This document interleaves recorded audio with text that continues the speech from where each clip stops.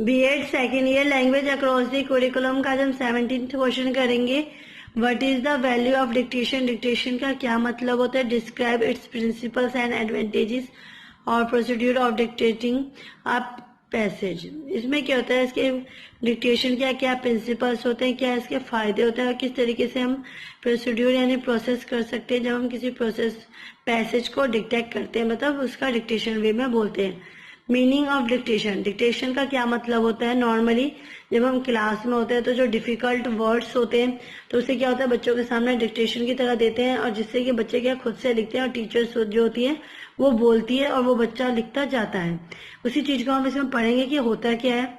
In dictation the teacher speaks the words and sentence from the passage of the text books and student are asked to write the spoken words and sentence. इसका मतलब ये है कि dictation का मतलब ये होता है जो टीचर्स होती है वो बोलती है, जो भी उनके पास पैसेज, जैसे टीचर्स होती है एक बुक लेती है उसमें जो पैसेज होता है उसे वो स्पीक करती है, बोलती है वर्ड्स में, सेंटेंस में, और जो बच्चे होते हैं उसे वो राइट लिखते हैं, जो भी टीचर्स बोलती है उन वर्ड्स को, उन सेंटेंस को। Dictation stresses the correct spelling and pronunciation. जब टीचर्स क्या होती है डिक्टेशन करती है तो वो सही स्पेलिंग्स को बताती है, प्रोनाउंसिएशन बोलती है, जिससे कि जब बच्चे उसे लिखते हैं तो उसके प्रोनाउंसिएशन से वो उसकी स्पेलिंग बनाना सीखते हैं और उसे लिखते हैं, जिससे पता चलता है कि जो बच्चे होते हैं उन्हें स्पेलिंग्स लिखना और प्रोनाउंसिएशन को समझ आता है या नहीं। The objective of dictation are to educate and examine the writing ability of the student. इसके ऑब्जेक्टिव ये होते हैं डिक्टेशन के कि हम इसलिए बच्चों को कराते हैं जिससे कि हमें पता चले कि जो भी हमने उसे पढ़ाया है वो उसे कितना समझ आया है, प्लस में टीचर उनका एक तरीके से परीक्षा भी लेती है कि जो उनके राइटिंग एबिलिटीज है वो किस तरीके से जो वो टीचर बोल रही है वो बच्चे लिख पाते हैं या नहीं लिख पाते। डिक्टेशन है द फॉलोइंग स्किल्स। डिक्टेशन जब हम बोलते हैं तो इससे जो बच्चों के अंदर जो स्किल इंप्रूवमेंट होती है वो कौन कौन सी होती है। To listen the spoken words correctly. इससे क्या होता है जो टीचर्स बोलती है तो वर्ड्स को बच्चे अच्छे तरीके से करेक्टली वेज में से सुनते हैं और फिर लिखते हैं। सेकेंड पॉइंट है to comprehend the aural words. इससे क्या होता है जो टीचर्स होती है बच्चों को बोलती है तो वो ऑरल वर्ड्स को भी समझने की कोशिश करते हैं और समझते हैं। थर्ड पॉइंट है to differentiate the similar phenomenal symbols. इसमें क्या होता है जब टीचर सिमिलर वर्ड्स को, जैसे सिट बिट हो गए, टिट टैट हो गए, इस तरीके के वर्ड्स को जब बोलती है तो जो बच्चे उनके सिंबल्स होते हैं, फोनिक सिंबल्स, उसे समझते हैं और उसके पीछे जो डिफरेंट होते हैं वो भी जानते हैं डिफरेंसेस। फोर्थ पॉइंट है to visualise the written shapes of the spoken words. इसमें क्या होता है जो टीचर्स बोलती है तो उससे जो बच्चे लिखते हैं तो वो भी टीचर्स देखते हैं कि जो बच्चों ने लिखा है वो सही वे में लिखा है नहीं लिखा, उस बाद में उस चीज को, गलतियों को टीचर्स बच्चों को दिखाती हैं। एडवांटेजेस ऑफ डिक्टेशन, इसके क्या क्या फायदे होते हैं। Dictation is a very valuable exercise.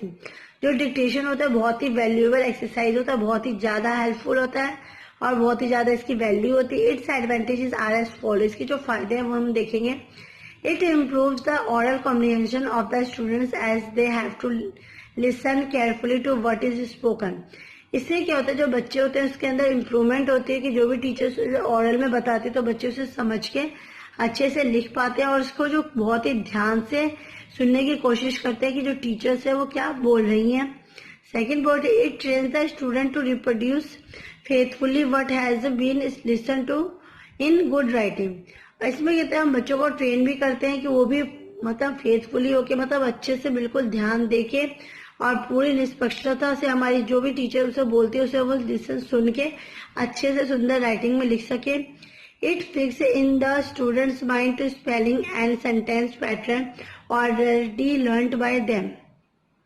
जब टीचर्स बच्चों को डिक्टेशन करवाती है तो इससे बच्चों के माइंड में भी सेट हो जाता है कि उसकी क्या स्पेलिंग है, वर्ड्स की क्या सेंटेंस पैटर्न है, और इस चीज को जो टीचर्स होते हैं बच्चों को पहले ही रिवाइज करवा के फिर उनका टेस्ट वगैरह लेती है डिक्टेशन का। नेक्स्ट पॉइंट है it provides them practice to write at a reasonable speed. इसमें क्या होता है जब टीचर्स बच्चों को वर्ड्स बोलती है तो टीचर एक स्पीड में बोलती है, जिससे क्या होता है बच्चे भी जल्दी जल्दी लिखना और वो भी स्पीड के साथ कैच लिख करके लिखना सीखते हैं। Thus it is the first step to note taking. ये इनका बच्चों का पहला स्टेप होता है जिसे वो सुन के लिखना स्टार्ट करते हैं। Next point, it provides the student practice in the use of capital letters and marks of pronunciation. ये इससे क्या होता है, जब हम बच्चों को डिक्टेशन करवाते हैं तो टीचर्स क्या होते हैं ना, टाइम टू टाइम प्रैक्टिस भी प्रोवाइड करवाती है, उन्हें कैपिटल्स लेटर भी लिखना सिखाते हैं कि तुम्हें स्टार्टिंग के फर्स्ट वर्ड्स को कैपिटल लिखना, किस तरीके से लिखना है, उसका जो प्रोनाउंसिएशन है उसे भी समझाने की कोशिश करती है। Next point, it follow the principle of learning by doing.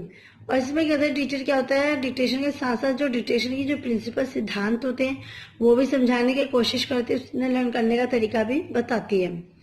Next हमारा प्रोसीड्यूर इन डिक्टेशन, मतलब उसका क्या प्रोसेस होता है हमें डिक्टेशन करवाने का।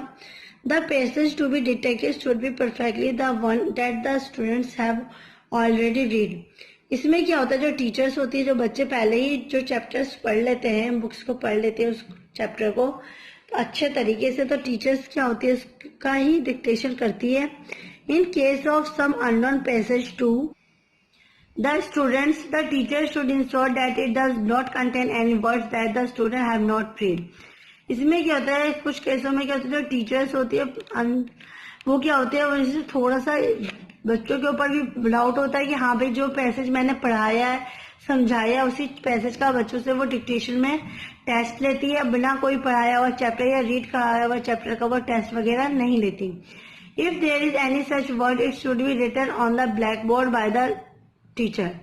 या फिर अगर टीचर्स उस चैप्टर का या फिर उस पैसेज का टेस्ट भी लेती है जो उन्होंने समझाया नहीं होता है, और एक मतलब ऐसे जैसे हम होता है ना कि सरप्राइज टेस्ट वगैरह सरप्राइज डिक्टेशन होता है उस तरीके से लेती है। तो परंतु जो कोई ऐसे वर्ड्स होते हैं जो काफी डिफिकल्ट होते हैं तो उससे क्या होता है वो डिक्टेक्ट करवा देती है, नहीं तो वो क्वेश्चंस को उस वर्ड्स को ब्लैक बोर्ड पे भी लिखवा देती हैं। The teacher reads out the passage once and the student listen to him. जो टीचर्स होती है डिक्टेशन बोलने से पहले, करवाने से पहले जो पैसेज होता है उसे रीड आउट करती है बच्चों के सामने एक बार, और बच्चों से भी कहते हैं कि तुम बिल्कुल ध्यान से सुनो उसके बाद, क्योंकि मैं उसका टेस्ट लूंगी।